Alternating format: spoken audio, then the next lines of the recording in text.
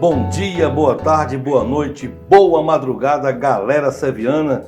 Estamos aqui no segundo episódio do nosso SEVcast, que é o podcast do SEV para o Enem, tá certo? Hoje teremos agora no nosso segundo episódio a área de linguagens sendo contemplada, com a presença de 3 baluartes da área do estado do Piauí, 3 magnânimos, 3 ínclitos professores, né? Queria dizer que nós temos aqui a presença da professora Marília Ferreira, do professor e vereador Cássio Gomes e do meu querido amigo Geraldo Milares, que também está aqui conosco para participar do nosso segundo episódio do nosso SEVcast. O primeiro episódio foi um sucesso com a área de humanas e o segundo tenho certeza que será da mesma forma. Vou começar com boa tarde especial, boa tarde, boa noite, boa madrugada, bom dia, da professora Marília Ferreira. Tudo bem, professora? Tudo bem, professor Neto Ceará, os nossos alunos sevianos, todos que estão aí nos escutando, estão aqui fazendo dessa reta final, aquele momento assim, de concentração e de certeza em um bom resultado. Queria mandar um abraço a todos os nossos alunos que vão estar agora, nesses 2 finais de semana, testando os seus conhecimentos e mostrando toda essa aprendizagem que eles tiveram ao longo aí desse processo conosco, aqui no Colégio SEV, no Sistema SEV de ensino.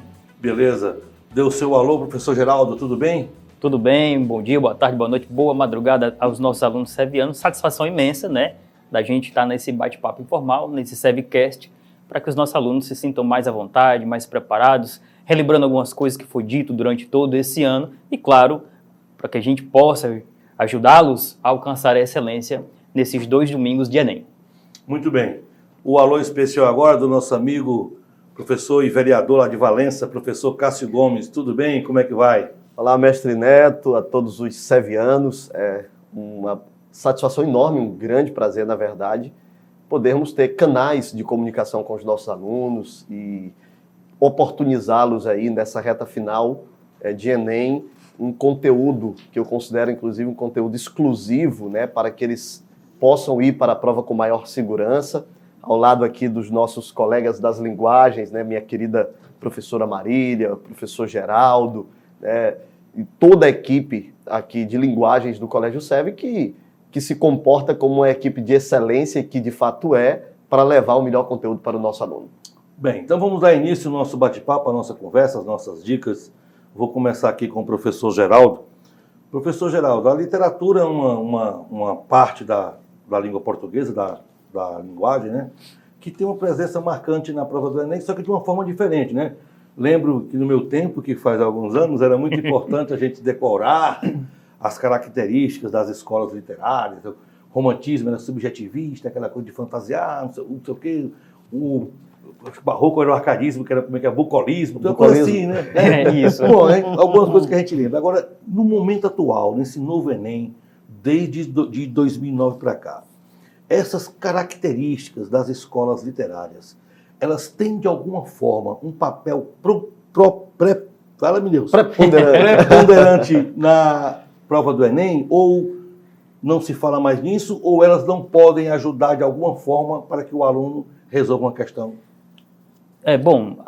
Desde 2009, que o Enem se tornou nacional de ingresso, né, à universidade, a gente tem 2 momentos clássicos da prova de linguagem como num todo. Se a gente for ver até de 2009 até 2015, a prova ela veio mais contextualizada, certo? Ela trouxe muito mais informações em seus textos, como características, né? Mas sempre associando a contextos históricos, sociais, filosóficos, enfim, porque a literatura ela tem essa praça. A gente vê, por exemplo, o realismo, que tem uma total sintonia com a filosofia, com a sociologia, com o comportamento, até com as ciências biológicas, onde entra a interdisciplinariedade, que a literatura abrange. Por outro lado, de 2016 para cá, a gente pode observar, né, o caso também aqui na área das artes vai falar um pouco sobre isso, a professora Marília também, que a prova ela se tornou mais conteudista, né?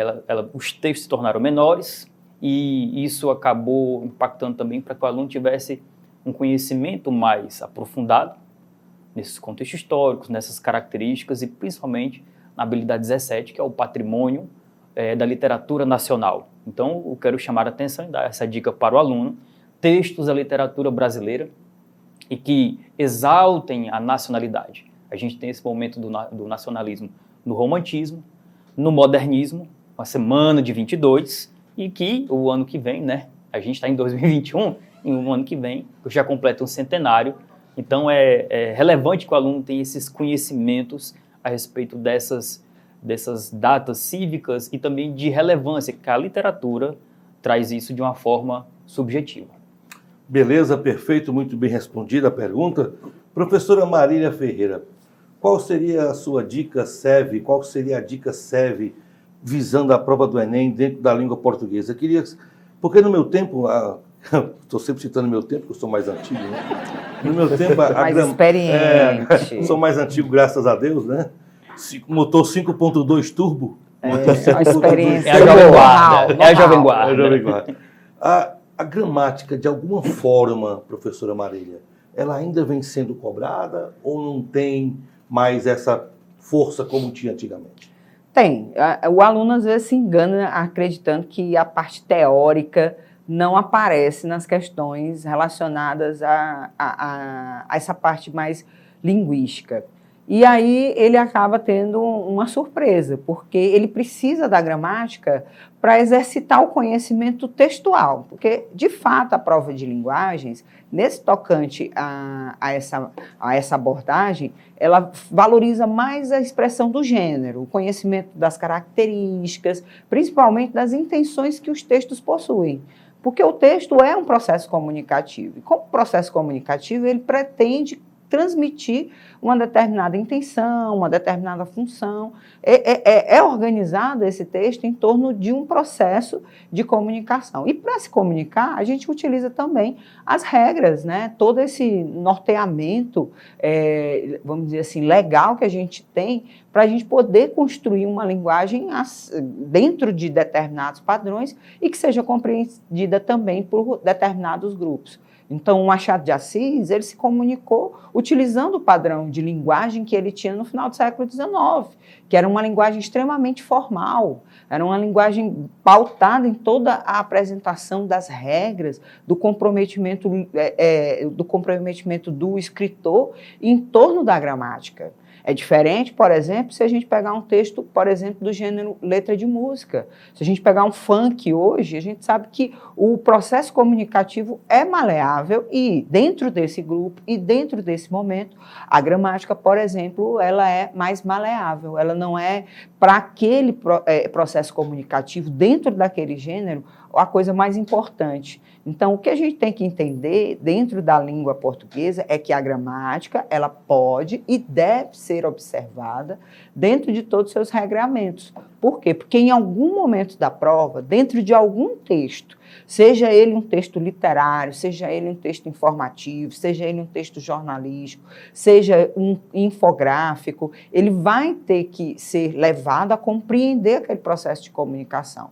E muitas vezes o produtor daquele texto se utiliza dessas regras como elemento importante. Então, às vezes o aluno diz, professora, essa lei interpretar não precisa de gramática. Precisa, sim. Sem contar a própria redação, que exige a linguagem culta, né? Tem uma competência só para avaliar isso, né? São Exatamente. 200 pontos que ele tira, ele bota dentro daquele curso que você tem e quer, porque ele é muito competitivo, e a nota de redação é um fator muito importante. E aí você não pode, por exemplo, errar num quesito que você que vale 200 pontos num certame de 1000. Né? Na redação você tem aquela questão da coesão, da coerência, saber que conjunções você vai ter que utilizar. E aí o aluno precisa, por exemplo. Conjunções integrantes, aquela coisa toda, né? Exatamente. Então é importante, a gramática tem um papel muito importante. Tem não só na prova, como né? também na redação. Exatamente. Principalmente nela. Onde o padrão formal é aquele que é, inclusive, pedido no próprio suporte da redação. Você tem que escrever dentro do padrão formal da língua. Pronto. Então está esclarecido que a antiga gramática, que agora... A normativa, que agora o pessoal... Né, a língua portuguesa, né? A gramática, a questão da sintaxe, aquela questão toda, a morfologia. Então, tudo isso é importante ainda. Demais. Apesar de ter mudado um pouco, mas já tem muita importância dentro do Enem. Ponto pacífico. Professor Cássio Gomes, nosso vereador eleito agora né, eleito, já tomou Já posse, já eleito empossado, nomeado, né? empossado já aqui na cidade de Valença, distante de 200 e poucos quilômetros aqui da capital. Professor Cássio, artes, né, uma área Isso. bastante interessante e difícil de se compreender para muitos, né, porque uma pessoa que vê um quadro como eu, que sou um leigo, eu não consigo extrair daquele quadro tudo que ele está me dizendo, né? E quem conhece sabe extrair o que aquele quadro tem, o que aquele quadro quer transmitir, que época que ele foi feito. Tudo, ele tem um contexto histórico, na verdade, né? E na prova do Enem a gente percebe que as questões que envolvem artes, eles botam lá umas figuras e quer que você faça uma comparação, uma interpretação do que aquela imagem está dizendo, aquela coisa toda. E especificamente no Brasil, a questão das artes. A Semana da Arte Moderna, professor, por exemplo, ela vem sendo cobrada na prova do Enem? Aqueles artistas daquela época, ou não? Olha, professor, sem dúvida alguma. Acho que foi um recorte na história brasileira que envolveu um momento especial. Nós englobamos ali, tanto que o nome não é uma semana literária, na verdade é uma semana de arte, que envolve a literatura, que é uma forma de arte, aqui já muito bem colocada pelo professor Geraldo, né? Principalmente a poesia, no momento em que estávamos quebrando com os regramentos gramaticais e adotando exatamente como a professora Marília coloca aqui, entrando numa era mais moderna, tanto que o poema Os Sapos quebram todo esse paradigma, né? Os versos que quebram todos esses paradigmas, então uma forma de arte. E a Semana de Arte Moderna, ela foi estruturada em 3 dias. Muitas pessoas perguntam, eram 3 dias, então não é uma semana. Mas foram 3 dias alternados. O dia 17 de fevereiro, dia 13, 15 e 17 de fevereiro. Então, no dia 13, nós tivemos a abertura da Semana de Arte Moderna, com a conferência, né, do Graça Aranha, mostrando esse novo paradigma para a literatura, como a literatura se comportava. Mas nos salões do Teatro Municipal nós tínhamos obras do Victor Brecheret, nós tínhamos pinturas da Anita Malfatti, né? Nós tínhamos publicações de Oswald de Andrade. Tinha enfim. também, só permitir uma parte, Mestre Cássio, Pois não. tinha também a apresentação de piano da Guiomar Novaes. Guiomar Que as mulheres Novaes, também da participaram música. ativamente, né? É bom que se diga. Exatamente. Então, a semana se projeta como a Semana de Arte Moderna. E não é uma semana literária especificamente. Por quê? O primeiro dia foi dedicado especialmente para a pintura. O segundo dia dedicado especialmente à poesia e à literatura de um modo geral. E o terceiro dia a música, com as outras formas de arte, como a escultura que também estava presente ali.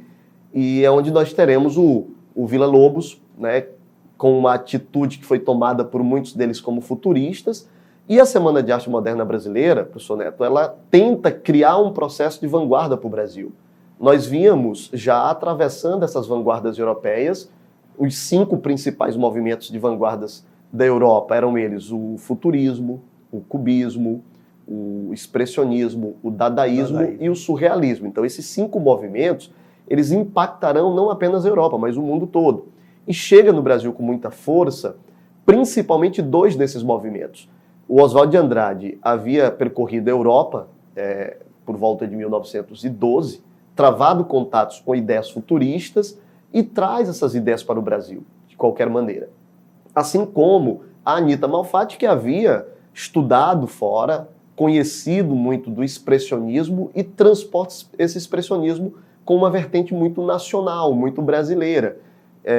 Depois entram dentro desse próprio conceito Oswald de Andrade com o movimento de antropofagia, combinando ali um pouco com a literatura da sua esposa, né, que era a nossa querida Tarsila do Amaral. Tanto que tem um trabalho, inclusive aqui no Piauí, feito pela professora Jasmine Malta, que eu acho fantástico.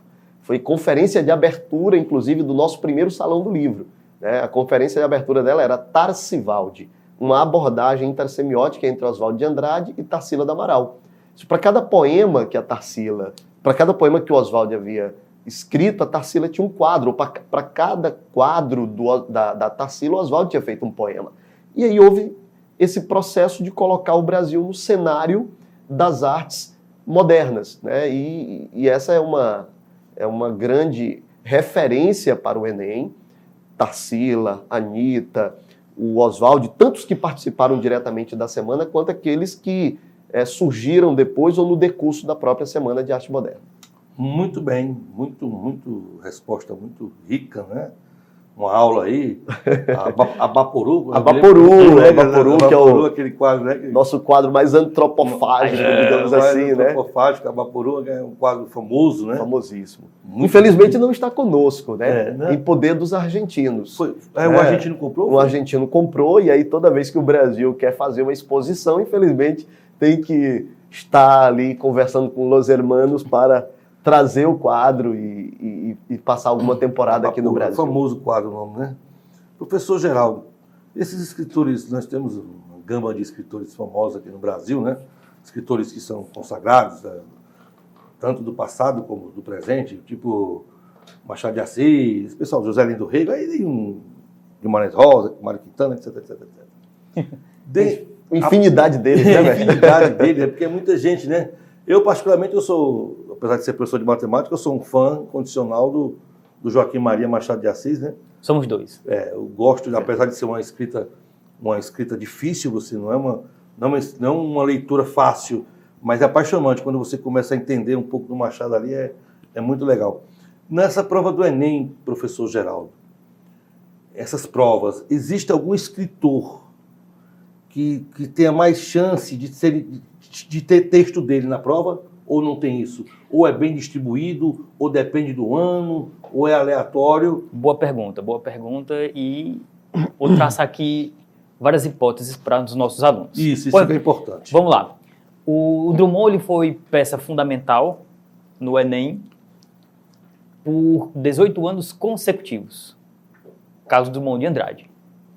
Mas o que o aluno deve estar atento é que nem sempre Drummond era cobrado na área de literatura. Às vezes era um questionamento a respeito do gênero literário, às vezes era um questionamento a respeito de uma interpretação textual por alguma figura de linguagem, alguma figura de som, alguma figura de estilo. Então o aluno diz assim, professor, caiu Machado de Assis, beleza.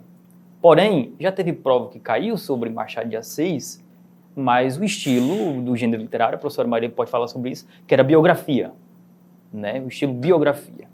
Então, se fala do autor ou se pega algum contexto, algum fragmento do autor, da sua escrita literária, mas nem sempre é cobrado de um jeito propriamente da literatura em si. É isso que o aluno deve estar atento.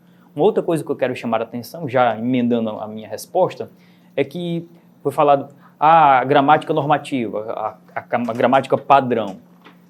O nosso aluno de terceiro ano, o nosso aluno de pré-vestibular, ele tem que ter um conhecimento, e aí é do nosso tempo também, pré-universitário. Então, por que, professor, muita gente, alguns alunos às vezes questionam, mas o português a gente não vê aquelas palavras tão iguais, né, como os de hoje, por que é tão diferente? Bom, é uma linguagem culta, é uma linguagem de gente nobre, que tem um grande conhecimento da língua portuguesa. E o aluno ele é pré-universitário. Então ele deve ter um conhecimento prévio da gramática normativa. Por isso que às vezes é cobrado uma competência, a professora Marília falou que uma competência específica na redação do Enem para isso. Para que o aluno aprenda, tenha esse conhecimento dessa gramática normativa, para que ele possa ter uma excelência na nota de redação. E também na interpretação da questão. Porque, de repente, os nossos alunos se deparam com uma palavra e se questionam na hora da prova. O que significa isso? Aí vem a inferência também, né? Onde vem a inferência? Se você tem que não conhece a palavra, você tem que inferir, tentar descobrir o sentido dela, né? Certo. E aí os autores, dentro do nosso modernismo, a gente sabe que a Semana de 22, como o próprio Cássio falou, o modernismo num todo, em suas gerações posteriores, é que mais cai no Enem, Guimarães Rosa, Machado de Assis, da parte do modernismo, né? Machado de Assis é realismo. No modernismo a gente tem Guimarães Rosa e eu quero chamar a atenção da Clarice. Clarice Lispector. Bastante tempo que ela está meio sumida. Está meio sumida. Ela, e aí ela deu o ar da graça. Pode ser que ela apareça, olha aí. E o mística como ela é, né? Pode ser que e a banca do Enem, né, que seleciona as questões que o INEP recebe dos professores, tem colocado nos últimos 2 Enems fontes de 2012, de 2010, de 2008, ou seja, está voltando aquele banco de questão com questões mais sintéticas. E se me permite também uma colocação, professor Geraldo, Este ano nós passamos aí, há pouco tempo, né, o ano passado, mas como o Enem, era para ter acontecido em novembro, efetivamente em novembro, né, e não aconteceu, não há como negligenciarmos 2 grandes centenários de 2020, né, e de 2 grandes modernistas da terceira fase. O ano de 2020 foi o ano do centenário da Clarice Lispector, exatamente. que faz parte aí da terceira fase do modernismo brasileiro, e o ano de um dos maiores, dos nomes mais críticos da própria poesia e uma das pessoas mais preocupadas com a concisão, com a sobriedade da linguagem, que é o querido João Cabral de Melo Neto, né? Então, João Cabral de Melo Neto também completaria 100 anos, completou de fato 100 anos, porque o escritor nunca morre, né, mestre? Então é um imortal. Então, tanto Clarice quanto João Cabral de Melo Neto foram os centenaristas, digamos, de 2020, que possivelmente apareçam aí na prova, né? Um grande lapidador da palavra. Quintana faria 100 anos quando? Ele morreu com 80 e poucos anos. Em 94. Não me lembro o centenário de Quintana, mas é um grande nome, inclusive. É um grande nome. Grande nome, poeta da simplicidade. Sou apaixonado por Mário Quintana. Mário Quintana morreu no dia 5 de maio de 94, que foi na semana que morreu. O Ayrton Senna morreu no domingo. Exato. E o Quintana morre na quinta-feira, dia 5. Ele nasceu em 1906. E 1906, então o Quintana teve a morte um pouco escondida, devido ao Brasil ainda emocionado com a morte de Ayrton Senna, né? A morte do Quintana passou quase que desapercebida ou despercebida, não sei qual das duas palavras cabem aí nesse contexto. Mas voltando agora para o nosso tema. Professora Marília, a interpretação de texto, a prova do Enem é um conjunto a prova de linguagem, né? Um conjunto de interpretações, né? Uhum. Você interpreta imagens, você interpreta textos, né? Linguagens. E você tem alguma dica especial que possa facilitar, alguma técnica que possa dizer assim, olha, se você fizer assim é melhor, começar de trás para frente, tentar sublinhar as palavras que não conhece, porque na matemática a gente pode começar a ler a questão pela pergunta, porque quando você lê o texto, você já sabe o que está perguntando. Exato. Isso é uma dica que eu dou para os alunos na prova de matemática. Eu não sei se tem alguma dica especial para a linguagem, para a interpretação de texto. No caso de interpretação de texto, a dica que eu sempre dou ao meu aluno é, primeiro, para que ele identifique o gênero, né? Quando ele identifica o gênero, ele já sabe, e aí ele já orquestra dentro do computador mental dele todas as informações que ele tem, características, informações, funções textuais, as pretensões de quem escreveu aquele texto. Então, por exemplo, se um texto é um artigo de opinião, aí a gente sabe que a questão tende a trabalhar, por exemplo, a análise dos aspectos argumentativos, né? Vai inferir se você conhece aquela ideia principal ou que você consiga extrair daquele texto um argumento em torno de uma abordagem que ele possa fazer. Se é, por exemplo, um texto do gênero lírico, se é uma poesia, aí ele vai trabalhar a subjetividade, você identificar, por exemplo, a pretensão subjetiva de trabalhar uma temática, ou então, por exemplo, de identificar algum recurso, né? Porque, por exemplo, o texto também pode ser focado dentro do seu aspecto estrutural. Então, ele vai pedir para você observar se naquele texto, se é um texto, por exemplo, que é composto com versos brancos, se o texto foi feito através de uma versificação livre. Então, isso tudo é uma abordagem estruturalista feita através da leitura e da percepção do aluno em torno do gênero. Então, a primeira dica é ir atrás do gênero, né? Identificar com clareza qual é o gênero. Se é um gênero narrativo, se é um texto, por exemplo, narrativo, se é narrativo jornalístico, se é narrativo literário, porque para cada um desses formatos de texto há um conjunto de informações agregadas a ele, tanto desse aspecto interpretativo, como também dos aspectos estruturais. Porque muitas vezes você acredita que a prova é só para ler e interpretar ideias, e não, o suporte é para resgatar o aspecto estrutural. E aí, dentro da estrutura do texto, tem gramática, tem pontuação, tem a colocação dos próprios conectores, né, da teoria textual, enfim. Acaba sendo um exercício bem interessante de linguagens, porque a linguagem é isso, é você compreender as ideias e também compreender a estrutura que foi escolhida para transmitir aquela ideia.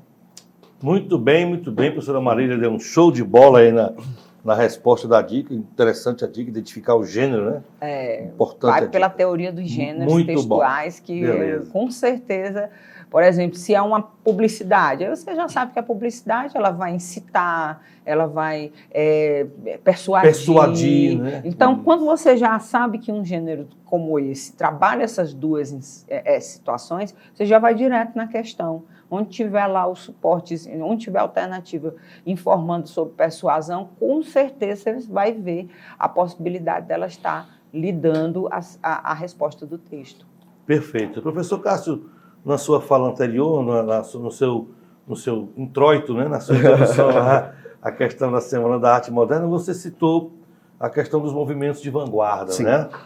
Cubismo, dadaísmo, surrealismo, expressionismo, fugiu-me um. Futurismo. Né? Então, desses 5 movimentos de vanguarda, a presença dos mesmos na prova do Enem, ela é constante?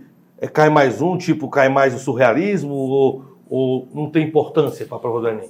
Olha, geralmente tem, né? Não resta dúvida que, por exemplo, o movimento dadaísta, ele tem sido cobrado ao longo das provas do Enem, sobretudo pelos ready-mades, que são objetos de uso cotidiano tirados de sua função prática e atribuído ali um valor de arte. Né? Na verdade, era um movimento que queria se portar como um movimento anti-arte, o dadaísmo.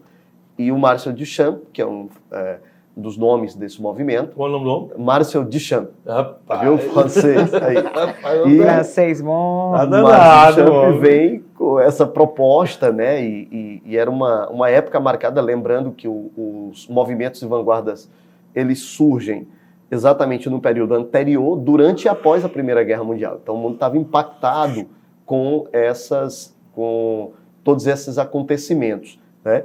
E o movimento surreal também tem aparecido, René Magritte, Salvador Dalí, são nomes que caem muito. De todos eles, eu acho que se nós pegarmos o dadaísmo por conta dos ready-mades, o movimento expressionista, que é muito fortemente marcado pelo Brasil, mas aí quando eu falo do expressionismo, eu não traria nem tanto a vanguarda europeia, já que nós temos Aqui mesmo, uma das maiores pintoras do expressionismo, que é a Anita Malfatti. Então, das vanguardas, as 3 que mais caem preponderantemente aí no Enem são o movimento dadaísta, o movimento cubista, Pablo Picasso, né, caiu já diversas vezes, e o movimento surreal. Então, esses 3 movimentos têm uma força muito, muito forte, já que, em se tratando de futurismo, a gente lembra muito de Oswald de Andrade, e em se tratando do expressionismo, lembra-se muito da Anita Malfatti. Né? Mas vale lembrar também, professor, que as provas do Enem têm apresentado muitas questões contemporâneas, as artes contemporâneas. Dentre elas, as instalações aparecem com frequência nessa prova do Enem. E há uma importância muito grande para esse quesito, porque o que são as instalações? São produções artísticas que não têm um sentido de eternização, elas não foram feitas ali para serem colocadas num local e permanecer naquele local, elas podem ser levadas para diversos outros lugares. Mas a pintura também pode. Mas as instalações têm um fator que a caracteriza bem, que é o processo de interação com o público. Então, a ideia da arte é tirar o público, o espectador, da sua condição passiva e torná-lo ativo no processo criativo da arte. Então, sempre que se falava em arte lá no início, e aí a gente voltando lá para o começo, os conceitos básicos do que seja arte, nós seguíamos muito o padrão grego, de estabelecer que a arte era o conceito do belo, e que o belo era uma expressão da realidade. E aí a gente entra para a mimesis, ou a mimesis, né, que a gente vê também na literatura. De modo que o conceito de arte ele tornou-se elástico com o passar do tempo. Nós não temos mais um conceito pronto e acabado para o que seja arte. Certo. Depende muito da visão de quem também aprecia. E aí o papel do apreciador sobretudo saindo da sua condição passiva de só olhar a arte, ele tem uma força significativa para o próprio produto que ali está sendo apresentado. Dentro desse contexto, professor, aproveitando aqui que falamos de... Esse é um artista muito famoso que tem aqui, o Cobra. Eduardo Cobra. Né? Aquelas pinturas, gravura que ele faz nos edifícios, aquela coisa. Já caiu no Enem? Cobra, Romero de Brito? Romero de Brito, Não. Romero Brito. Eu citaria um que eu até compartilhei com o pessoal, muito bom, um artista, ele também faz grafite, é o Mudano, né? É um artista, é um grafiteiro paulistano. E esse ano ele fez um dos painéis que eu achei assim, mais fantásticos, né? Ele pintou, ele fez uma releitura da tela Os Trabalhadores da Tarsila do Amaral, num painel, num mural em São Paulo, utilizando a lama da Samarco. Isso, belíssimo, foi inclusive. Assim, inclusive foi um trabalho muito bem elogiado, foi muito divulgado na mídia, né, através dos portais. Por quê? Porque a arte, o grafite é uma arte contemporânea, é a arte dos grandes centros urbanos. E São Paulo hoje é uma cidade menos, né, desagradável visualmente por conta dessas interferências, né, desses grandes artistas que hoje estão espalhados em todo o mundo. O Cobra é um dos grandes pintores, né? Fora do Brasil também tem painéis. Ele é conhecidíssimo. E hoje, no Brasil, eu vejo com muita beleza essa inserção do Mundano, que é esse grafiteiro paulistano, que trabalha com essa perspectiva de reler grandes obras, né? Pinturas, expressões. É muito interessante. É bom, ele dá uma nova roupagem. Exatamente. O nosso aluno seviano é só ir procurar ele no Instagram, @MundanoSP. Excelente. Ele é muito interessante. Mundano SP, né? A dica aí para você que está acompanhando o nosso segundo episódio do nosso Sevcast. Hoje, segundo episódio, contemplando a área de linguagens. Aqui quem vos fala é o professor Neto Ceará. Estou aqui ladeado de 3 grandes mestres, professor Geraldo Milares, professora Marília Ferreira e professor e vereador Cássio Gomes, aqui o homem lá da Valência. Então você tem o privilégio de estar nos acompanhando no nosso Sevcast. Muito obrigado por estar conosco, tá bom? Professor Geraldo, quer fazer algum comentário, meu bem? Porque foi falado aqui da arte contemporânea e eu quero chamar a atenção do aluno que a literatura, o grafite, né, ele sai das periferias e ganha os painéis do mundo inteiro. Chamar a atenção da arte contemporânea e da literatura contemporânea, tá certo? Que a voz da periferia é a voz marginalizada que tem ganhado destaque no Enem. O Ferrez, com o Capão Pecado, é uma obra belíssima que fala sobre a contextualização dos viventes do Capão Redondo, na cidade de São Paulo, Racionais MCs, né? E todo o mundo rapper que fala sobre aquilo que a sociedade sofre pelo descaso social que a literatura propõe nessa literatura moderna. Mas tá desculpando a ignorância desse professor de matemática, posso até estar falando uma tremenda besteira. De alguma forma, não sei, se essa prova do Enem pode ser até censurada, não sei se... Assim, eu não estou usando uma palavra muito forte, porque disseram que sei que tinha que aprovar a prova, tinha que ler, não sei o quê.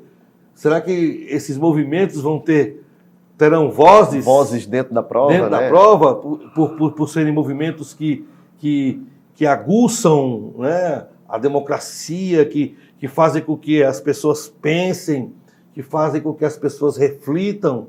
Então, fica essa incógnita. Né? A pergunta o desejo está no ar. É que isso não aconteça. Isso, é o desejo nosso, claro. Foi só aqui um pequeno... divagamos. Foi uma pequena... Mas a gente também não pode... Eu acredito, professor, e a sua colocação é uma grande preocupação, mas eu acredito, como a professora Marília acabou de colocar, no bom senso. Né? Eu acho que nós estamos lidando em que pese haver todo um questionamento, né, que também não sabemos se isso de fato vai acontecer na prática, porque a gente tem que desconfiar, de certo modo, da própria mídia. Né? A mídia ela tem um poder de potencializar problemas. Quando ela quer, ela bate naquela tecla e tenta transformar até o que não é verdade em verdade. Isso é uma questão inconteste também. Mas eu acredito que, levando pela questão do bom senso, pelo comprometimento intelectual das pessoas que conduzem o próprio Enem, eu acredito que não haja nenhuma interferência de maior grau nessas provas.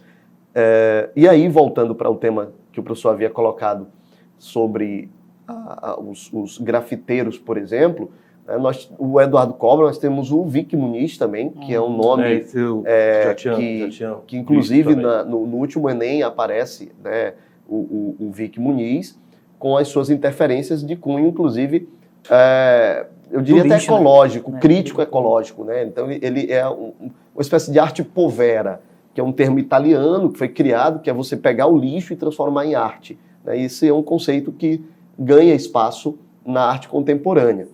Mas eu acho que o que o aluno tem que ter em mente ao longo desse período, sobretudo em relação ao conteúdo de arte?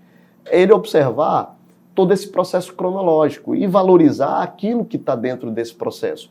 Nós saímos, por exemplo, dos conceitos de arte, entramos lá para o período da Antiguidade Oriental, Mesopotâmia e Egito, Antiguidade Clássica, Grécia e Roma, queda do Império Romano, aí vem o período crucial da Idade Média, que pegam 3 manifestações artísticas, principalmente o movimento o bizantino, que é da Idade Média, né?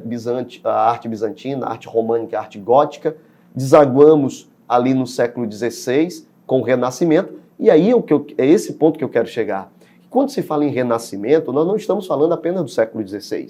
O Renascimento é um conjunto de transformações que começam a se dar a partir do século XIV, finalzinho do século XIII, século XIV, atravessam todo o século XV e desagam no século XVI. 17 o Barroco, 18 o Neoclassicismo, e a gente entra naquele processo cíclico, né? Então o aluno tem que ter em mente esse processo cronológico e se situar nas características de cada movimento, perceber o que tem de novidade ali. E, claro, trazendo para a contemporaneidade, como a professora Marília acabou de colocar, né, essa conexão com os acontecimentos mais recentes do país e como que os artistas se manifestaram frente a esses acontecimentos. E aí é um ponto fundamental. Perfeito. Estamos aqui já quase chegando ao final do nosso segundo episódio do nosso SEVcast, né, que é o podcast do SEV para o Enem. Primeiro episódio tivemos a área de humanas, segundo episódio a área de linguagens e no terceiro episódio teremos humanas novamente. Queria desejar aqui, o meu nosso muito obrigado ao Geraldo Vilares. Por favor, pode se despedir dos alunos que estão ligados aí na madrugada, no dia ou na tarde com a gente. Descansem, né? Descansem. A gente, ao longo desse ano 2020, o começo desse 2021, né, demos todas as nossas informações da literatura, das artes, né, da interpretação textual. Descansem, levem chocolate, água, fiquem bem, fiquem em paz. Desejo a todos uma boa prova e na certeza que todos os nossos alunos estão extremamente preparados. Beleza, beleza. Professor Geraldo, obrigado aí pela presença. Show! Seu alô final, professora Marília Ferreira. Eu queria desejar a todos os nossos alunos sevianos, todos que fazem parte aí do sistema SEV, uma excelente prova. Eu sei que a expectativa é muito grande por conta de todo esse turbilhão de coisas que nós vivemos em 2020, mas a vitória vai ser saboreada de uma forma bem diferenciada, ainda um pouco à distância.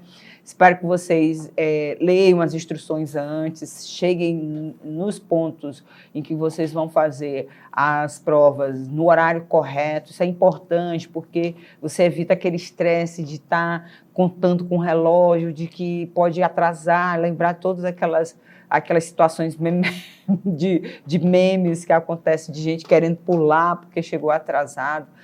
Verificar que esse ano, por conta da pandemia, né, nós temos orientações específicas da máscara, da água, da alimentação. Isso tudo é importante para que você fique tranquilo num dia de uma prova muito importante, decisiva para o início da vida adulta de muitos dos nossos alunos e jovens brasileiros, tá? Então, confie em Deus, né? Acredito que Ele vai estar do seu lado, porque, além dele, a gente também vai estar aqui num pensamento positivo para que todos os nossos alunos tenham excelentes provas em 2 finais de semana, que vocês vão realmente mostrar que demorou, mas vai dar certo. Valeu, obrigado, professora Marília, pela presença show no nosso segundo episódio do SEVcast. Seu alô final ao professor e vereador Cássio Gomes. Aos mestres, a minha gratidão, né, por estar compartilhando aqui com vocês todo esse momento especial. Aos nossos alunos, né, a crença absoluta na competência de cada um de vocês. Nós do SEV somos multiplicadores daquilo que vocês têm de mais importante. Eu acho que nós somos um banco onde vocês depositam a maior de todas as moedas que vocês têm, que é a capacidade intelectual. E se nós do SEV tivermos a condição de multiplicar essa capacidade intelectual de vocês, já nos damos por muito satisfeitos, por assim ser o nosso trabalho. Mas quero agradecer a presença nesse SEVcast, bastante inovador, importante, e parabenizar a todos, a toda a equipe aqui da produção, e dizer a vocês que participem da prova com a serenidade, com o cuidado, com o zelo, com o que já foi colocado pela Marília e pelo nosso querido Geraldo.